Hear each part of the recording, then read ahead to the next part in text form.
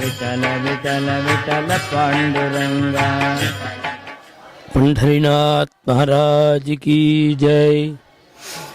जय सद्गुरुनाथ महाराज की जय। भारत्याः प्रतुलं यशः सुकृतिनां बोधः प्रगल्भोदयः शास्त्राणां हृदयं स्वयं परिणतं साक्षात् जगन्मङ्गलम्। आनन्दः परमात्मनो निरुपमः शान्ते स्वभावः परः साधूनां समयस्वतो विजयते श्रीवैद्यनाथ अध्वरी।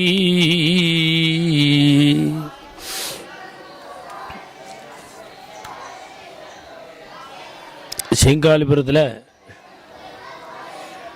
அதிஷ்டானத்தில் பிரகாசிச்சுருக்கிற முத்தன்னாவாள் அப்படிங்கிற வைத்தியநாத தீட்சிதர்வாளுடைய சரித்திரத்தை தான் நேற்றைய தினம் ஆரம்பித்து நாம் சிரவணம் பண்ணிட்டு வரோம்.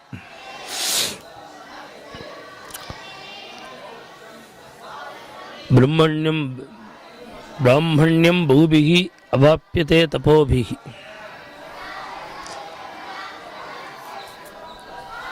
ஒரு மனுஷன் பல ஜென்மாக்களில் பண்ணின தபஸினுடைய பலனாக காயத்ரி ஜபம் பண்ணக்கூடிய ஒரு தகுதி கிடைக்கிறதுன்னு ரிஷிகள் சொல்கிறார். பல பிறவிகளில் பண்ண ஒரு தபஸினுடைய பலன்தான் பிராமணியம் சித்திக்க. பிராமணனா பிறந்தா மாத்திரம் போராது, 10 ஜென்மா பிராமணனா தொடர்ந்து பிறந்து காயத்ரி ஜபம் பண்ணியிருக்கணும். பண்ணியிருந்தா 11வது ஜென்மா வேதம் வாக்கில் வரும். 100 ஜென்மா காயத்ரி ஜபம் தொடர்ந்து பண்ணியிருக்கணும் பிராமணனா பிறந்து. அப்படி பண்ணியிருந்தா ஆச்சாரஹா சதஜன்மசு, 100 ஜென்மா பிராமண ஜென்மா அடைஞ்சு காயத்ரி ஜபம் பண்ணினா ஆச்சாரம் சித்திக்கும். ஆச்சாரம்ங்கிறது என்னன்னா, எங்கள் தாத்தாலாம் சொல்லுவா, ஆச்சாரத்துக்கு ஸ்கூல் கிடையாது, காலேஜ் கிடையாது. வேறு ஆச்சாரம்ங்கிறது எப்படி தெரிஞ்சுக்கிறது அப்படின்னா, நம்ம பெரியவாளை பார்த்து பார்த்து தான் தெரிஞ்சுக்கிறது. எப்படி நெத்திக்கிட்டுக்கிறா, எப்படி சந்தியாவந்தனம் பண்ணுறா, எப்படி ஆச்சமணியம் பண்ணுறா, எப்படி அக்னிஹோத்திரம் பண்ணுறா, எப்படி பூஜை பண்ணுறான்னு பெரியவாளை பார்த்து தான் தெரிஞ்சுக்க முடியும். அதனால் ஆச்சாரங்கிறது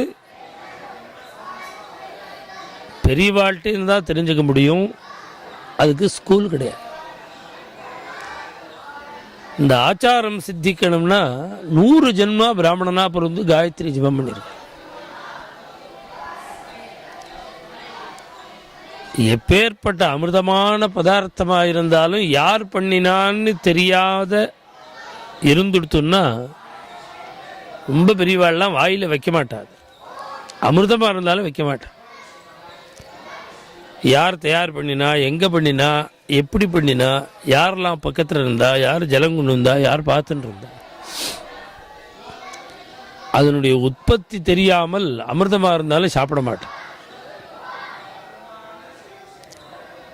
பாதி ராத்திரி ஆனாலும் கால் அலம்பிட்டு எந்த அனுஷ்டானத்துக்கு உட்காரலாம், அந்த அளவுக்கு சுத்தமாக இருப்பேன்.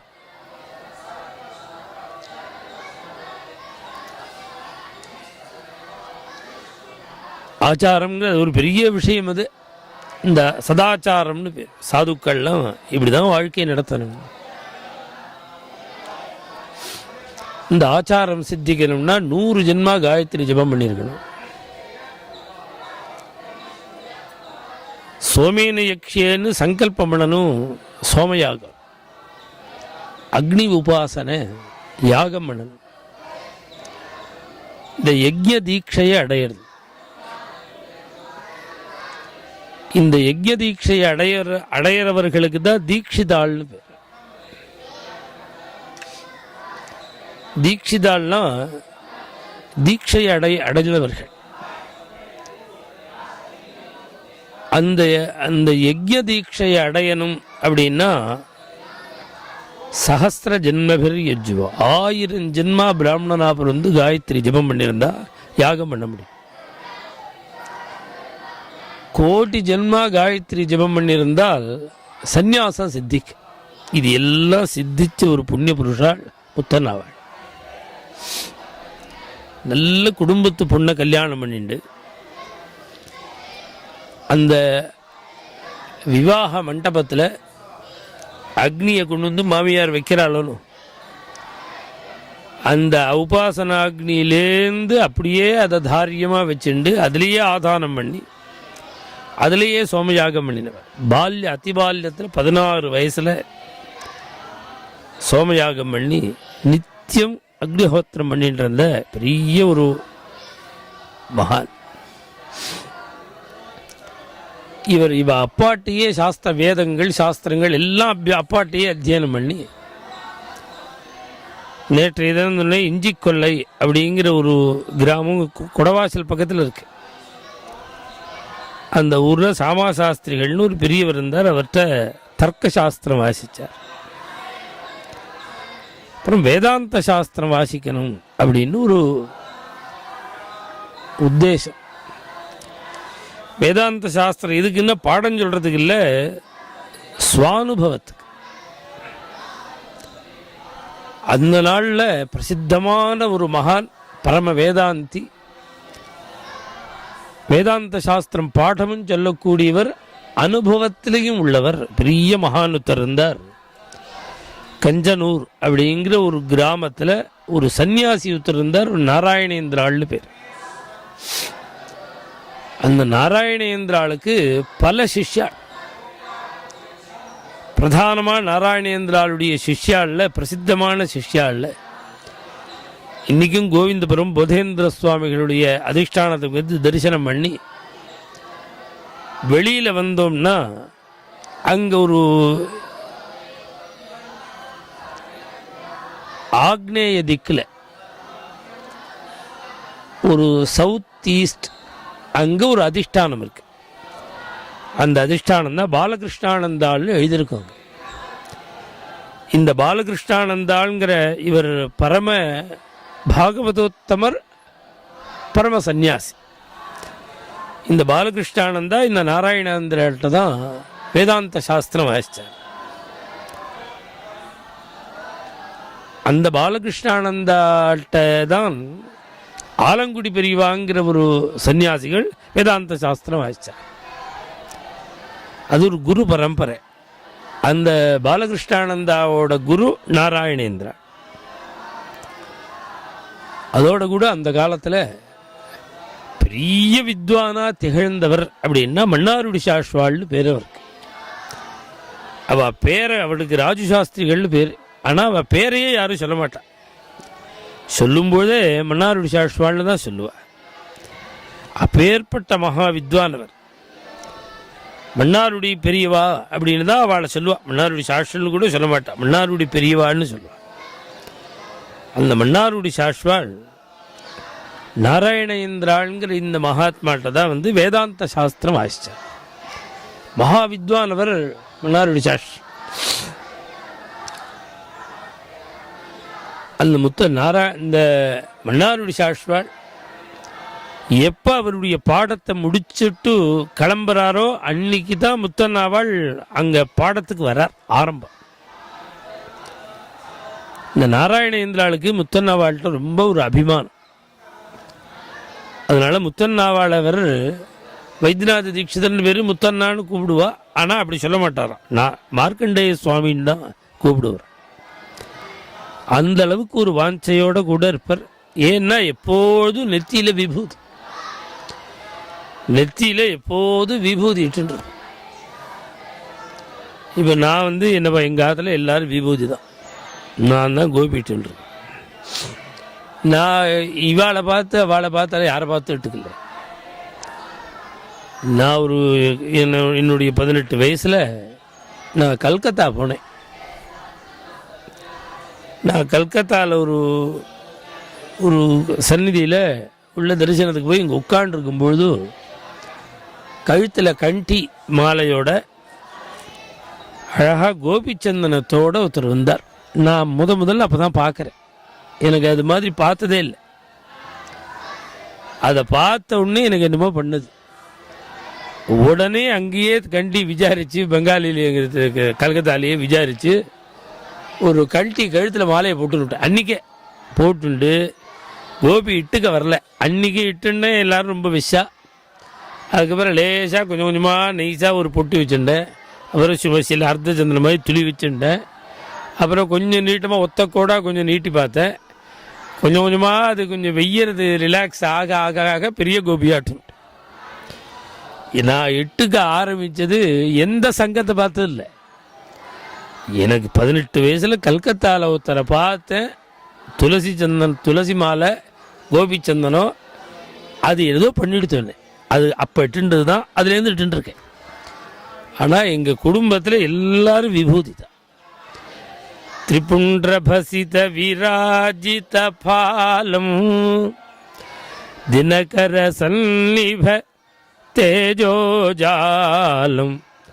பாவன ருத்ராக்ஷோஜ்வலமாலம் பவித்ர யசசம் பாண்டுரச்சேலம் வந்தே ஸ்ரீ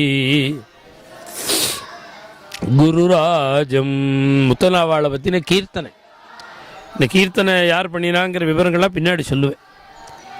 அதில் அவரை வர்ணிக்கிற ஸ்லோகம் திரிபுண்டரபசித விராஜித பாலம்.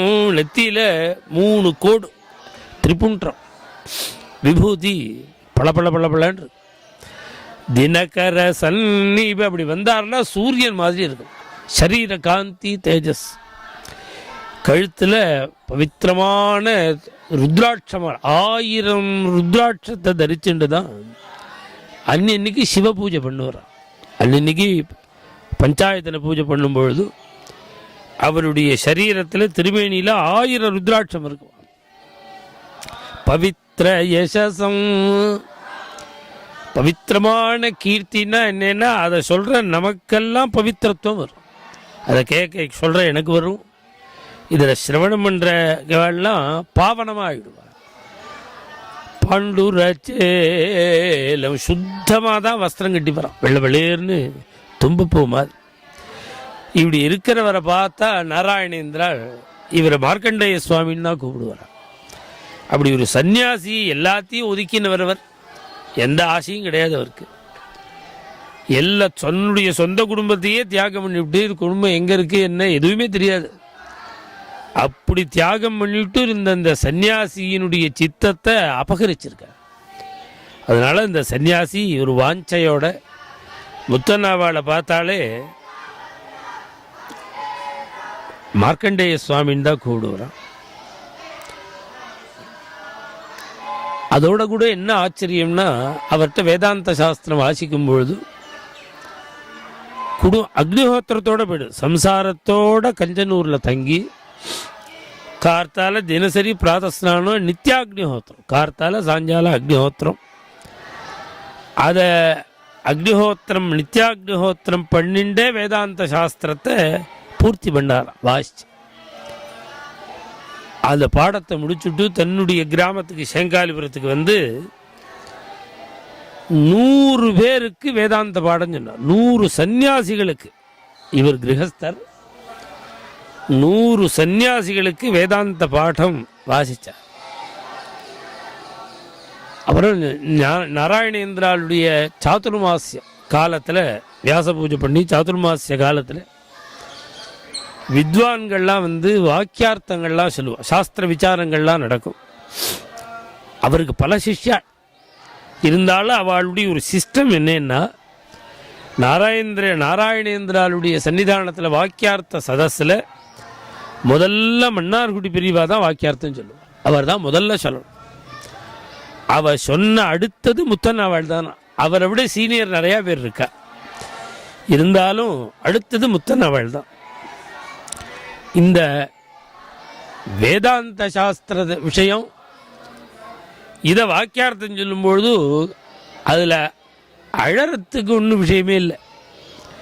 ஏதோ பக்தி விஷயங்கள் பேசினாதான் ஹிருதயம் கத்கதமாகும், கண்களில் கண்ணீர் வரும்.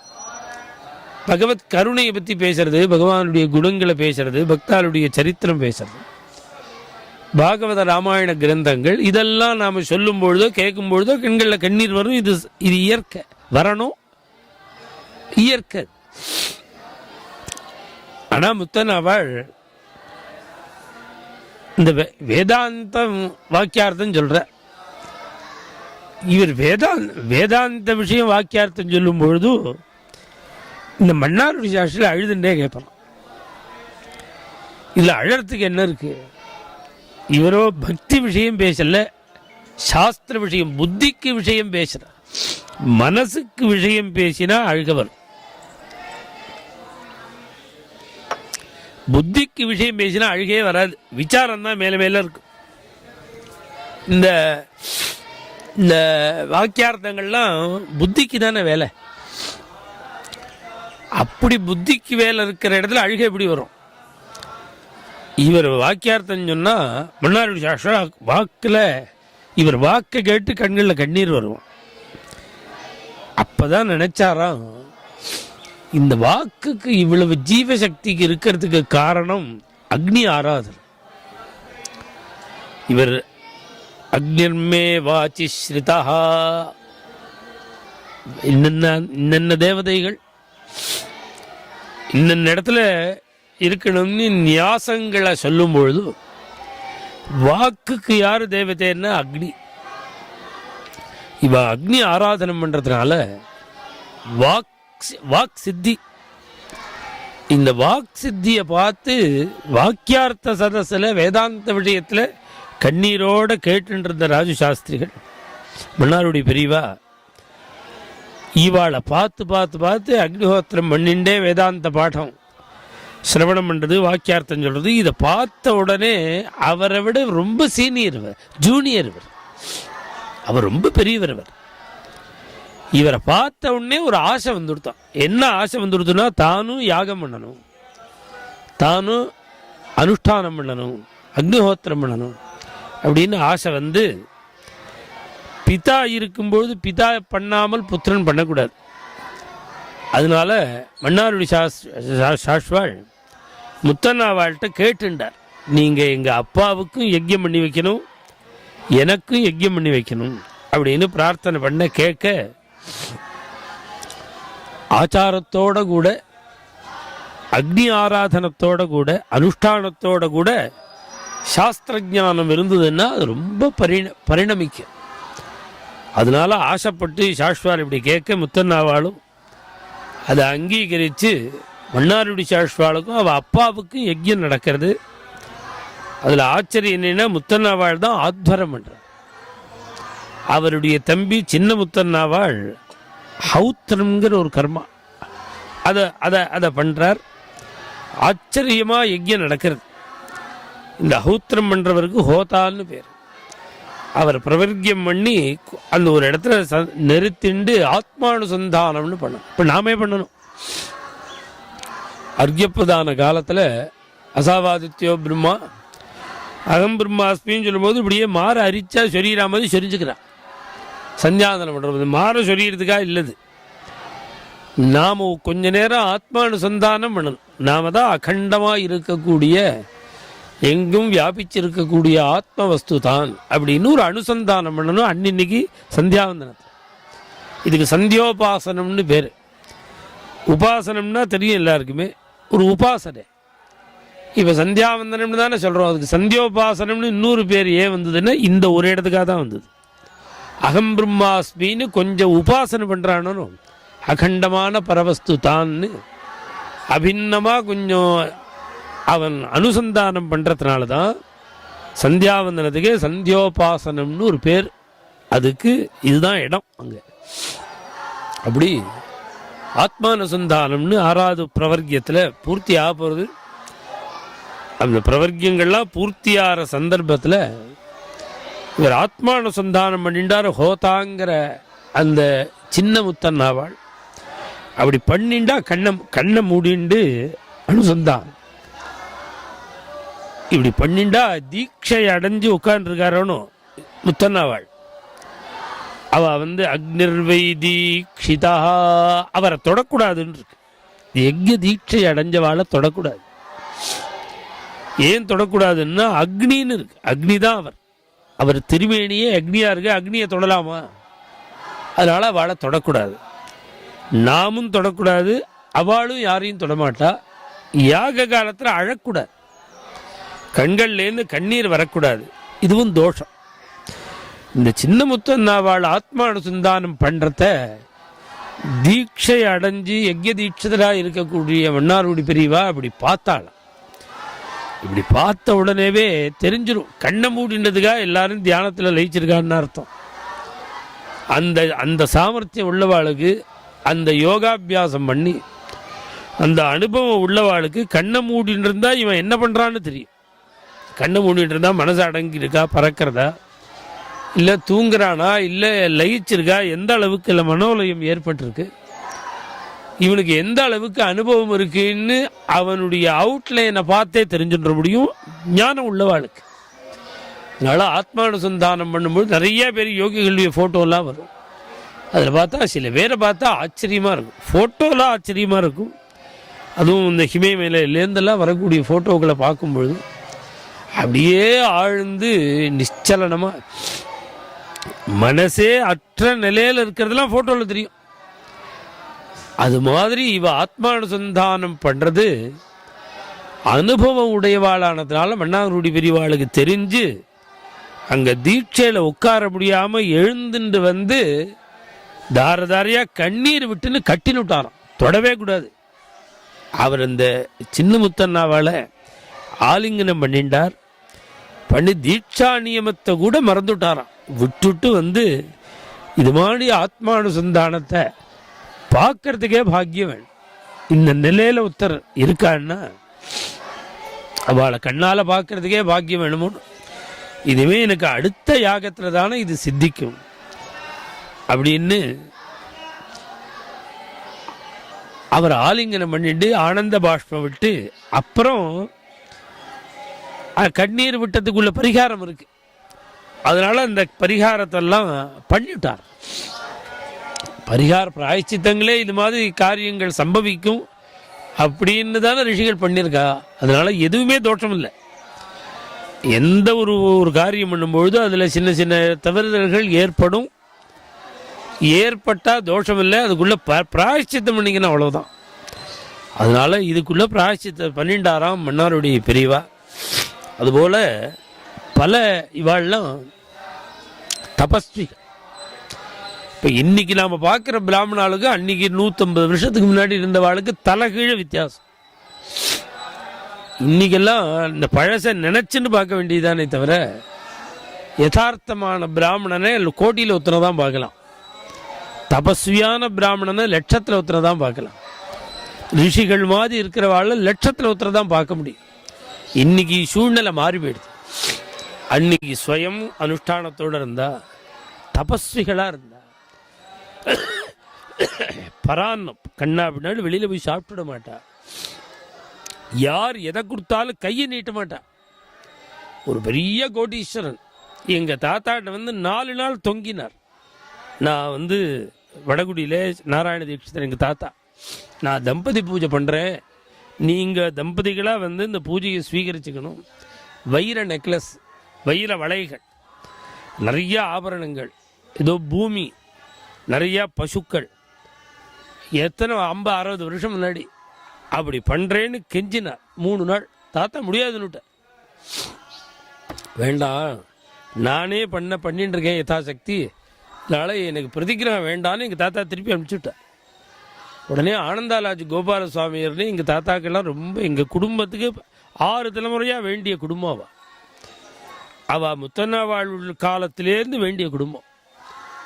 அந்த கோபாலசுவாமியர் எங்கள் தாத்தாட்ட நேராக தஞ்சாவூர்லேருந்து வடகுடி வந்து, நீங்கள் பெரிய கிரகஸ்தர் சம்சாரி, இது மாதிரி ஒருத்தர் கொடுக்குறாங்கும்பொழுது வேண்டாங்கிறீங்களே, வாங்கிக்கணும்னார். மாட்டேன்னு விட்டார் எங்கள் தாத்தா. அது மாதிரி ஒருத்தர் கொடுக்குறேன்னு விட்டா கையை நீட்டிவிட மாட்டா. அந்த கையும் நீளாது. ஏன்னா போருங்கிற ஒரு எண்ணம் பகவத்குணம் சொல்லி வர்றது போர். இந்த முத்தன்னாவாள், சின்ன முத்தன்னாவாள் மகா தபஸ்விகள். அவள் ஒரு சந்தர்ப்பம் எங்களுக்கு பந்துக்கள் நிறைய உள்ள கிராமங்கள் சிலது உண்டு. அதில் ஒன்றும் செதலப்பதி பந்து கிராமம், நிறையா பந்துக்கள் உள்ள கிராமம். அங்கே பேர்ந்தார் சின்ன முத்தன்னாவாள். அங்கேருந்து கிளம்பி முடிகொண்டான் வர்றார். முடிகொண்டானுக்கும் செதலப்பதிக்கும் கிட்டத்தட்ட ஒரு 3-4 மைல் இருக்கும். ராத்திரி கிளம்பி வர்றார். மேபி இன்னி மாதிரிலாம் வண்டியா, காரா, 2 வீலரா, நடந்து தான் வரணும். முடிகொண்டான்லேருந்து நடந்து வர்றார். கார்த்தால 4 மணிக்கு எழுந்துட்டா 6 மணிக்கு பிராத ஸ்நானத்துக்கு வந்துடலான்னு நினச்சிட்டு 4 மணின்னு நினச்சின்னு கிளம்பிவிட்டார். 4 மணி இல்லை, ராத்திரி 1:30 மணி தட்டுக்கிட்டு விடிஞ்சுடுத்துன்னு நினச்சின்னு கிளம்பிவிட்டார். இவன் முடிகொண்டம் கிராமத்துக்கு இப்படி வந்துட்டே இருக்கும்பொழுது ஒரு பெரிய பயங்கரமான ஆலமரம். அந்த பக்கத்தில் திருட்டு பயம் வேற. அங்கே ஏதோ துர்தேவதைகள் நடமாட்டம் இருக்குன்னு ஜனங்களும் பேசின்னு இருக்கிற ஒரு இடம் அது. அந்த இடத்த அப்படி தாண்டின்னு இருக்கார். பாதி ராத்திரி ஒரு இருட்டில் இதுத்தா மாதிரி வரவா தெரியல. அந்த நேரத்தில் ஒரு குரல், ஓய் சுப்பிரமணிய தீட்சிதரே நெல்லும் அப்படின்னு ஒரு குரல் வந்து. முகம் தெரியாத இடத்துல இப்படி பேரை சொல்லி கூப்பிட்றாளேன்னு நின்றுட்டார். நின்ன உடனே அவர் ஒரு பிராமணன், யோக வேஷ்டி போட்டுருக்கார், பஞ்சகச்சம் கட்டின்னு இருக்கார். அவர் வந்து பக்கத்தில் நின்றுட்டு, நீ நன்னா வேதம் சொல்லுவீராமே, பதம் சொல்லுவீராமே, நாம் 2 பேரும் சேர்ந்து பதம் சொல்லுவோம். அதான் நான் ஒரு பதம், நீர் ஒரு பதம், சர்ச்சுன்னு பேர், அது மாதிரி சொல்லிட்டு வருவோம் அப்படின்னு சொல்ல, நீ சொல்லுவீராமே சொல்லுன்னார். உடனே அவர் ஏதோ எனக்கு தெரிஞ்சதை சொல்கிறேன் அப்படின்னு சொல்லிவிட்டு ஆரம்பித்தார். 2ஆம் காண்டம் ஆரம்பிச்சுட்டு. 2ஆம் காண்டம் கொஞ்சம் கவலையான காண்டம். கவலைன்னா ஒரே மாதிரி பதங்கள் பல இடங்களில் வரும். அதுக்கு அடுத்தது என்னன்னு புரியாது. இதுதான் கவலைன்னு பேர் வேதத்தை. அது மாதிரி ஒரு கவலையான ஒரு பாகத்தை எடுத்து சொல்லிட்டு வர்றார் 2ஆம் காண்டத்தை. இப்படி வந்துட்டே இருக்கும் பொழுது ஊர் நெருங்கிடுத்து. தப்பாமல் சொல்லிட்டு வர ஒரு பக்கத்தில் இருக்கிற வீட்டில் எழுப்புறா. மணி 4 ஆச்சு, என்ன இன்னும் தூங்குற, எழுந்துருன்னு. அப்போ தான் இவருக்கு தோணுது, அடாடா பாதி ராத்திரியே வந்துவிட்டோம் போல இருக்கு, தெரியாமல் வந்துவிட்டோம்னு நினச்சிண்டு இவர் பின்னாடியே வந்து வேதம் சொல்லிட்டு அவரை பார்த்து சந்தேகம் வந்துடுத்து. உடனே அவர் திரும்பி பார்த்தார் பாருங்கோ. உடனே அது அழ ஆரம்பிச்சு கொடுத்து. இத்தனை நேரம் வேதம் சொன்னவர் அழறார். நீ யாருன்னு கேட்டார். உடனே சொன்னா, நான் ஒரு பிரம்மராட்சஸ். பிரம்மராட்சஸ்னா பிசாசு பூதங்கிறாலும் அது மாதிரி. இது பிரம்மண்யத்தோடு உள்ள ஒரு வியக்தி பிரம்மராட்சஸ். அது அழுதுண்டே இவரை பார்த்து, என்ன நீங்கள் கைவிடாதீங்கன்னு அழறது. நான் என்ன பண்ணணும்னு இவர் கேட்டார். உடனே அவர், உங்கள் வாக்குனால நான் நல்ல சத்கதி அடைவேன்னு சொல்லுங்க போதும் அப்படின்னு இந்த பிரம்மராட்சஸு கேட்குறது. உடனே இவர், பகவான் கருணாமூர்த்தி, பகவான்கிட்ட பிரார்த்தனை பண்ணுங்கோ, பகவான் சத்கதி கொடுப்பான் அப்படின்னு சொல்லிவிட்டு இவர் நகர்ந்துட்டார். அது மறைஞ்சுடுத்து. இந்த வீட்டை கிராஸ் பண்ண உடனே இந்த வீட்டுக்கார கேட்குறா, இப்போ யாரோ அழுதாலே, யார் அழுதான்னு. அவர் ஒண்டி தான் வர்றார். பெரிய அழுக குரல் கேட்டுதே, யாருன்னா. உடனே பெரிய சின்ன முத்தன்னாவாள். அவர் யார்? பிரம்மராட்சஸு. அதுலேருந்து தப்பிக்கிறதே கஷ்டம். அதில் என்னென்னா வேதம் சொல்லிகிட்டே வரும். ஏதாவது ஒரு இடத்துல தப்பிட்டார்னா அடித்து கொண்டுடும். பிரம்மராட்சஸோட குணம் அது. இவர் கவலையான இடத்த எடுத்து சொல்லிட்டு வருது. இவரும் சொல்கிறார், தப்பாமல் சொல்லியிருக்கார். நீங்கள் இப்படி ஜெயிச்சுன்னு வந்துட்டேலே, நான் நாளில் எங்கள் முத்தனாவாளுடைய அனுகிரகம், அதனால தான் நான் கொஞ்சம் கூட பெசகில்லாமல் என்னால் சொல்ல முடிஞ்சது அப்படின்னு சொல்லிவிட்டு நேராக ஊருக்கு வந்து அப்பாட்ட சொன்னார், அண்ணாட்ட சொன்னார். உடனே அண்ணாவும் அப்பா உடனே கட்டிண்டு அவருக்கு தம்பியை கட்டி, அப்பா அப்போ தான் சொன்னாராம், நான் உங்களோட அனுகிரகத்தில் வந்தேன். உடனே பெரியவாள்லாம், ஆமாம்மா நான் தான் அனுகிரகம் பண்ணி நான் சொல்லுவாள். அனுகிரகம்னு சொன்ன உடனே பகவானை நம்பினவாளுக்கு கஷ்டமே வராது. இது அதனால நம்மளை பகவான் ரட்சிச்சான். பெரிய ஆபத்து அது. அது மாதிரி இப்போ பிரம்மராட்சசெல்லாம் இப்போ இருக்கான்னா இப்போ நிஜமாகவே இருக்கான்னு தெரியல. இருந்தது, தீர்மானமாக உண்டுது. இது மாதிரி துர்தேவதைகள், பிரம்மராட்சசு, பிசாசு, காட்டேரியெல்லாம் உண்டு. எங்கள் அப்பா பார்த்துருக்கார். எங்கள் அப்பாவும் எங்கள் அண்ணா மாமனாரும் சம்பந்தி 2 பேரும் செங்காலிபுரத்துலேருந்து ஸ்ரீவாஞ்சம் வர வழியில் ஸ்கூட்டரில் வந்துட்டுருக்கா. பாதி ராத்திரி வந்துட்டுருக்கா. 80 அடி ஒசரத்தில் பிசாசு நின்றுது எதிர்த்த மாதிரி. அப்படியே காலே இல்லாமல் சினிமா மாதிரி நகர்ந்து வந்தது. நடு ரோட்டுக்கு வந்துடுத்து. நடு ரோட்டுக்கு ஆன்னு கையை நீட்டுறது. எங்கள் அப்பா தைரியசாலி. சி எட்டி போ அப்படின்னார். அப்படியே போயிடுத்தது. எங்கள் தாத்தா எங்கள் அப்பா சி எட்டி போனார், போயிடுத்தது. அதுக்கு எங்கள் அப்பா கண்ணால் பார்த்துருக்கா, நிறையா பேர் பார்த்துருக்கா. இப்போ அது மாதிரிலாம் இல்லை. அதுக்கு காரணம் வேறு என்னென்னா, அந்த தேவதைகள்லாம் உபாசனையே இல்லாமல் ரொம்ப உக்கிரமாக இருந்தது. சில இடங்களில் கிராமங்களில் அந்த பக்கமே போகமாட்டா. அந்த மரத்தடி இருக்கும், ஒரு கல்லை நட்டுருப்பா, பூஜை பண்ணிருப்பா, உக்கிரமான தெய்வம்பா. ராத்திரி வேளையில் அங்கேயே போக மாட்டா. இப்போ சிட்டியாக போயின்னு இருக்கோன்னு ஊரெல்லாம் அதை சுற்றியே வீடு கட்டிடுறான். அதை சுற்றியே வீடை கட்டி அதுக்கு வெள்ளி செவ்வாய் தீபம் ஏற்றி பூஜை பண்ணி, அப்புறம் தினப்படி பூஜை பண்ணி, 3 கால பூஜை பண்ணி, உக்கிரமாக இருந்த தேவதையெல்லாம் இப்போ பக்தியினால் சாத்விகமாக ஆக்கிவிட்டேன். அது மாதிரி அந்த பக்கம் போகாத இடங்கள்லாம் உண்டு. இப்போ பக்கத்திலே குடியிருக்கா. நிறைய பிரார்த்தனைலாம் நடக்க ஆரம்பிச்சுடுது. இத்தனை நாளாக சாப்பாட்டுக்கே திண்டாடின்னு இருந்ததுனால தான் அந்த தேவதைகளுக்கு இவ்வளோ கோபம் இருந்திருக்கு. அவளை சமாதானப்படுத்தினோடனே அவளும் சாத்விகமாக ஆயிட்டா போல இருக்குது. இப்போ பரிஸ்திதியை பார்க்கும்போது இப்படி தோன்றுறது.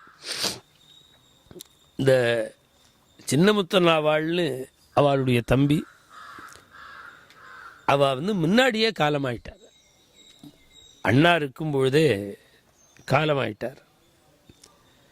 காலமானா அந்த அவர்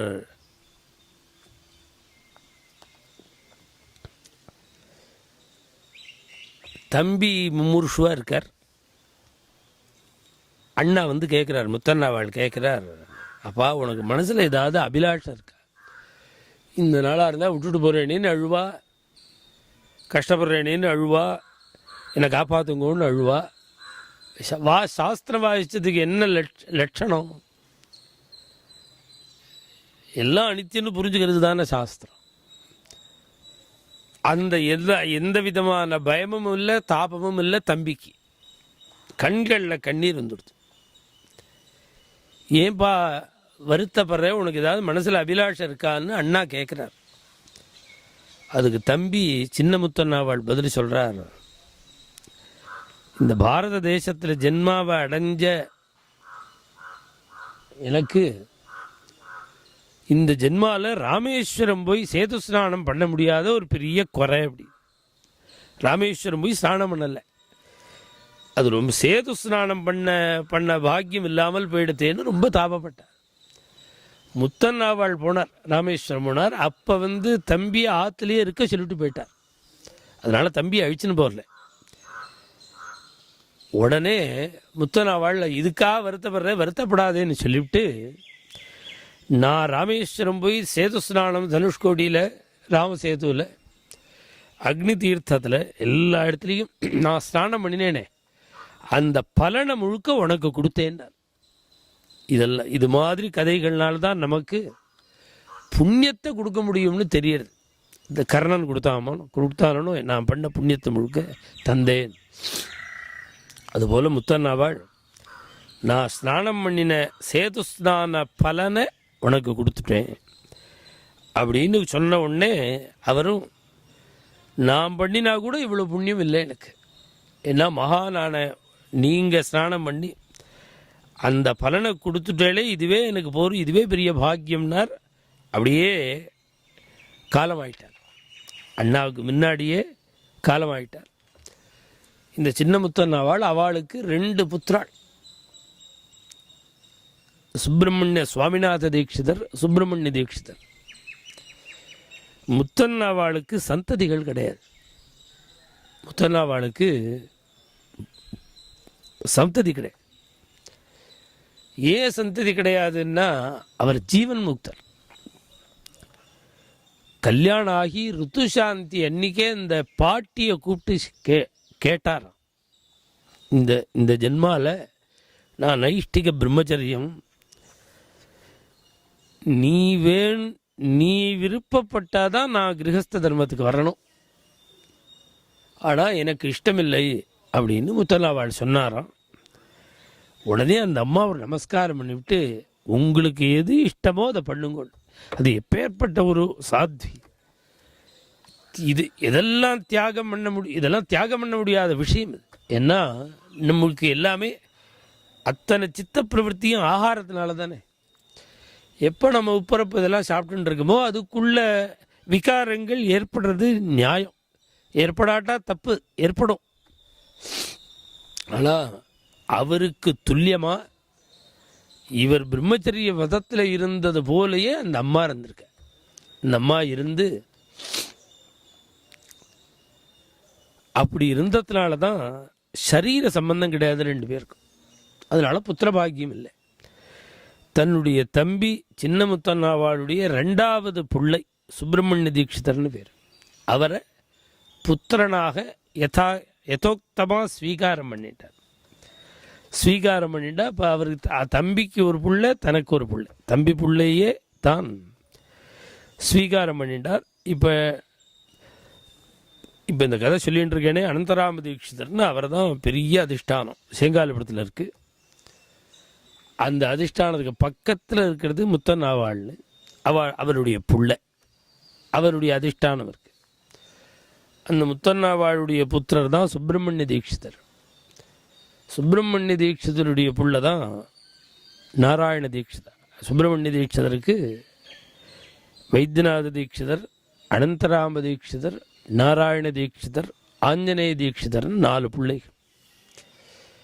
அதில் பால்யமாக இருக்கிறதுலேயே காலமாயிட்டார் வைத்தியநாத தீட்சிதர். அடுத்த 2வது பிள்ளை தான் லோகத்திலேயே ரொம்ப பிரசித்தமாக இருந்து பகவத்குணங்கிற வியாஜத்தில் பாரத தேசம் முழுக்க தர்ம பிரச்சாரம் பண்ணிட்டு இருந்த செங்கால்புரம் அனந்தராம தீட்சிதர், நாராயண தீட்சிதர். இவா 2 பேரும் இந்த சுப்பிரமணிய தீட்சிதருடைய புத்திரர்கள். அவருக்கு அடுத்த பிள்ளைக்கு ஆஞ்சநேய தீட்சிதர்னு பேர். அவர் ரிஷி மாதிரி இருப்பார். இப்போ இந்த கதை சொல்லிட்டு இருக்கேனே, இவாள மாதிரியே இருந்தார் அவர். அவருக்கு 4 பிள்ளைகள். அதில் நாராயண தீட்சிதர் 3வது பிள்ளை. அந்த நாராயண தீட்சிதருடைய பிள்ளை தான் எங்கள் அப்பா ராமதீட்சிதர். அவருடைய பிள்ளை ஸ்ரீதர தீட்சிதர் எங்கள் அண்ணா. நான் 2வது பிள்ளை. இது இந்த கதைக்கும் எனக்கும் என்ன சம்பந்தங்கிறதுக்காக சொல்கிறேன். அதனால் இது மாதிரி கதைகளை நான் பிரவச்சனம் பண்ணும்போது ஜாஸ்தி சொல்கிறதில்லை. ஏன்னா எங்கள் குடும்பத்தை புகழ சொல்கிறோங்கிற மாதிரி ஆகிடுவேன்னு. இப்போ சொல்கிற காரணம் என்னென்னா, இன்னும் 2 நாளில் அவளுடைய ஆராதனை உற்சவம். வர முடிஞ்சவா வந்து தரிசனம் பண்ணலாம், முடியாதவா தரிசனம் ஸ்மரிச்சுக்கலாம். அந்த கதையாவது சிரவணம் பண்ணலாமேன்னு சொல்கிறேன். மேலே இன்னும் நாளைக்கு இன்னும் 2 நாள் இவருடைய சரித்திரம் கொஞ்சம் யதாசக்தி முடிஞ்ச அளவுக்கு சிரவணம் பண்ணலாம். சத்குரு சுவாமினஹ ஜெய்.